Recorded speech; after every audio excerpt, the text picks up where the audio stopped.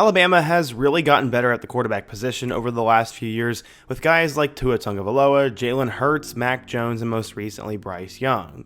After the 2022 season, the Tide would have to move in a new direction, and they ended up starting a guy by the name of Jalen Milroe. Some were definitely concerned that he was not good enough to be the starting quarterback for the Tide or had any sort of NFL potential, but now as we flash forward a couple of years, Jalen Milroe might be the frontrunner for the 2024 Heisman Trophy. He's leading Alabama to an undefeated and perfect season so far, and looks like a top 10 NFL draft pick. At least that's what NFL scouts are starting to say. So how did the guy who was told to switch positions when he got to Alabama end up becoming one of the best quarterbacks in the country for a school he was not originally committed to? There was a real world in which Jalen Milroe should have ended up at Texas, where he originally committed, but in today's video, we're going to talk about his journey. We're going to talk about the rise of Jalen Milroe, his great high school career, and how he became an Alabama superstar after getting benched last year. But before we get started, if you're a big fan of college football, be sure to subscribe to the channel, leave a like if you want to support today's video, and let me know what player, team, topic, or situation I can cover next. Now let's get started and talk about the insane rise of Jalen Milroe. In order to understand how Jalen Milroe got to this point, we first need to go back in time. He was part of a military family, and that lifestyle would lead him from his native state of California to Maryland to Houston, and then eventually Katy, Texas, which seemingly explained his near seamless adaptation to being put into any situation with any type of people. He said, quote, "I grew up in an athletic family, and I now have family friends, uncles, and cousins that played college football and are in the NFL right now, so that athletic background has really influenced me and inspired me to play professional football and keep working 1% more each day." His dad said him and the family moved to Katy, Texas in 2005, and when he was about 3 years old, his eyes would light up when he saw Vince Young play for the Texas Longhorns. When Jalen watched Vince win a national championship with the Horns in 2006, he was hooked. He was hooked on the Longhorns, and they were his favorite team. In middle school, Milroe was becoming one of the better athletes in the area. His head coach recalls meeting him for the first time ever at Wood Creek Junior High School and was impressed with his maturity and perspective, and there were signs of greatness to come. He was a hard worker, a positive dude, and an insane athlete, and by the time he arrived at Katy Tompkins High School, he was seen as a future college quarterback. After his freshman season, Milroe was the unofficial projected starter for the team headed into 2018, and his natural skill, though raw, was always obvious. But there was something else about Milroe that everybody loved about him. Quote, "He was the MVP of smiling," his coach said. "It's contagious." So Milroe spent hours and hours in the film room leading up to games and ended up working extremely hard and became a blue chip recruit. He never ceased to amaze his teammates, and a senior defensive back said, quote, "He's unreal, and seeing him make plays he's made, it is unbelievable." As a sophomore and junior, in 26 total games as a starter, Milroe completed 59% of his passes for 4,093 yards, 39 touchdowns, and 11 picks, and also ran for nearly 1,000 yards and 17 more scores on the ground. So what would his recruitment look like? Well, Milroe's first collegiate visit ended up going to Tuscaloosa during his junior season as he participated in a program camp and saw firsthand the coaching from Coach Sark and Coach Saban. But he would push back his commitment date, and another player committed to Alabama during that time.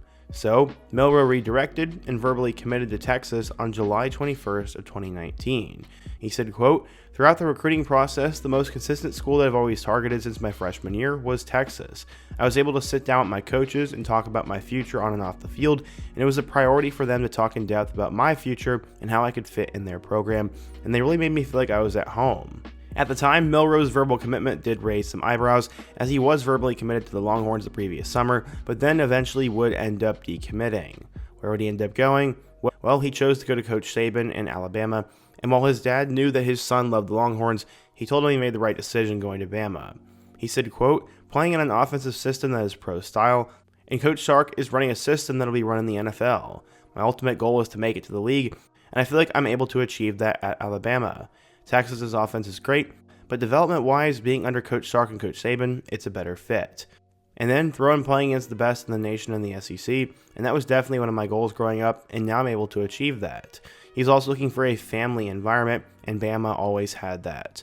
What did the scouts have to say? Well, he was seen as a dual-threat kid who had a good arm and was a good athlete, and Rivals national analyst Mike Farrell said, quote, "He can make plays happen outside the pocket and needs to work on downfield accuracy, but his ceiling is excellent. He's a leader type who should fit in well down the line, and I like the fit as another Texas quarterback who could be successful at Bama.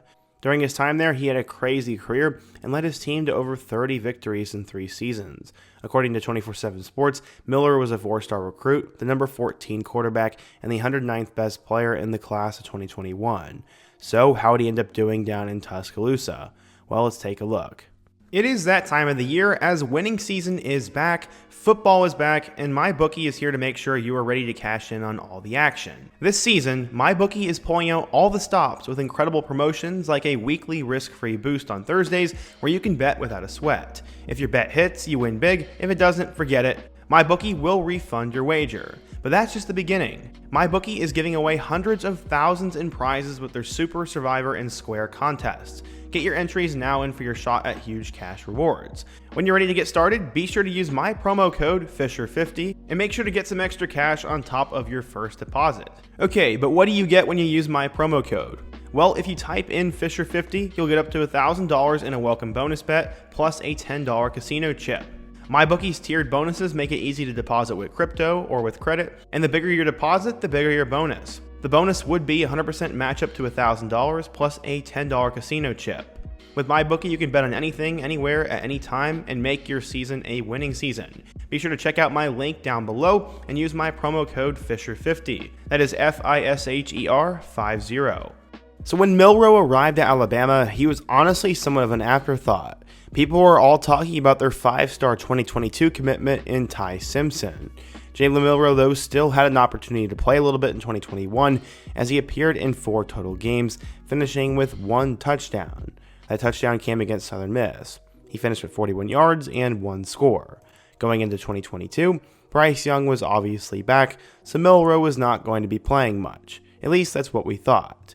He ended up playing in his first game against Utah State, throwing for a touchdown in that one, and then a month later against Arkansas, he would get his opportunity. Except let's go back a little bit. Jalen Milroe actually told us that Bill O'Brien told him to switch positions. He said, quote, "How would you feel if somebody told you that you suck? The biggest thing for me is to be true to myself and say the same. Nothing changed about me, and I had an opportunity and I seized it. There's a bunch of positions I could have switched to, but look where I am now, so who gets the last laugh?" Yeah, I guess Bill O'Brien told Jalen Milroe to switch positions, and honestly at that point it wasn't a terrible idea. Ty Simpson was supposed to be the future, and Jalen could have been a tremendous running back potentially. He showed his legs against Arkansas, as coming on the road against the number 20 Hogs, he'd end up running for 91 yards and a touchdown, and also threw for a score, and he salvaged that game. He'd then go on to throw for 3 touchdowns and a win over Texas A&M the following week, before he'd go back to being on the bench for Bryce Young. In total, he finished with 297 yards with 5 touchdowns and 3 picks, and then had 200 yards and a touchdown on the ground. Going into 2023, Bryce Young was no longer on the team, so he'd have to beat out 4 other guys for the job. True freshmen Eli Holstein and Dylan Lonergan, plus Notre Dame transfer Tyler Buckner, and former 5-star Ty Simpson. He'd also have to do it with a new coaching staff, as Tommy Rees was now the OC there. Ultimately, Milroe would start the first 2 games, and it was his team at first. He ended up throwing for 3 touchdowns and running for 2 against Middle Tennessee, before he would struggle against Texas. In total, he would throw for 255 yards with 2 touchdowns and 2 picks, but they would lose by 10 at home to number 11 Texas. This was a huge loss for them. After that, he'd end up getting benched against USF in favor of both Buckner and Simpson, and Milroe was now kind of falling apart. Except they had faith in him, and it was one of the best decisions that Bama ended up making.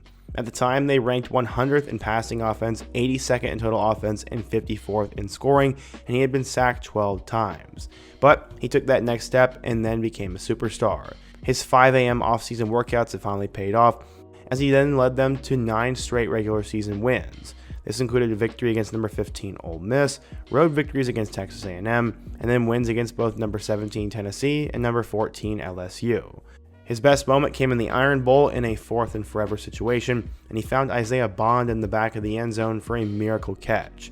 They went over to the SEC Championship game, and Milroe would end up throwing for 2 touchdowns and an upset over number 1 Georgia. Milroe had completely figured it out and had become a star at this point, and he'd play against number 1 Michigan in the Rose Bowl. Ultimately, Milroe would struggle in that game, throwing for 116 yards, and then they had a snap miscommunication at the end, and they lost by 7 in overtime. In total, Jalen threw for 2,800 yards with 23 touchdowns and 6 picks, and he also had 531 yards and 12 touchdowns on the ground. He had successfully saved his career, as he was named the MVP of the SEC Championship game, And at the end of the game, he used a Jalen Hurts quote saying, quote, "Before anyone had an opinion of me, I had my purpose already." He ended up finishing 6th in the Heisman Trophy voting, and now going into this year, he was expected to be even better.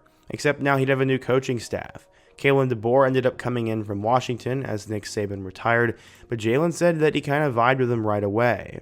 He said he felt relaxed, prepared, and empowered as a quarterback, and DeBoer had just produced a top 10 pick in Michael Penix Jr. at quarterback. So how has he done this year? Well, in limited time against WKU, he ended up throwing for 200 yards with 5 total touchdowns, and in week 2 against USF, he ended up having 4 more scores. He had 194 yards through the air, and through his first 2 games, he had 9 total touchdowns, which was pretty crazy. His first big test would then come on the road against Wisconsin, and in that game, Milroe once again put up crazy numbers. He ended up throwing for 3 touchdowns and had 2 more on the ground, and this dude was just going insane. He'd be matched up with number 2 Georgia this past weekend, and in this game, Milroe ended up having what could be his Heisman moment. He ended up throwing for 374 yards with 2 touchdowns, and then also ran for 117 yards and 2 scores. He had a crazy 4th down run for a touchdown, but even more iconic, he had a crazy touchdown pass to Ryan Williams, which ultimately gave them the win. So far, through just 4 games, Jalen has 964 yards through the air with 10 touchdowns, and also has 273 yards on the ground with 8 scores. He's on pace to put up nearly 60 touchdowns when it's all said and done here, and right now in my eyes, he's the frontrunner for the Heisman Trophy. He's also starting to blow up on the NFL radar, as mock drafts have him going in the top 10. While many will compare him to Jalen Hurts, some say a more fair comparison would be Anthony Richardson.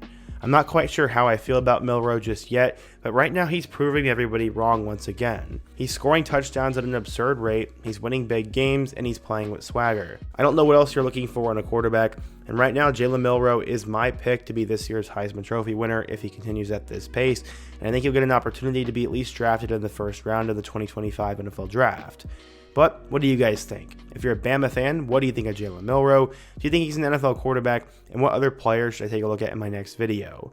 Be sure to let me know down below. Leave a like if you're going to support today's video, subscribe if you're new, and check out all my other videos on the end screen. Hope to see you guys again soon, but until next time, peace.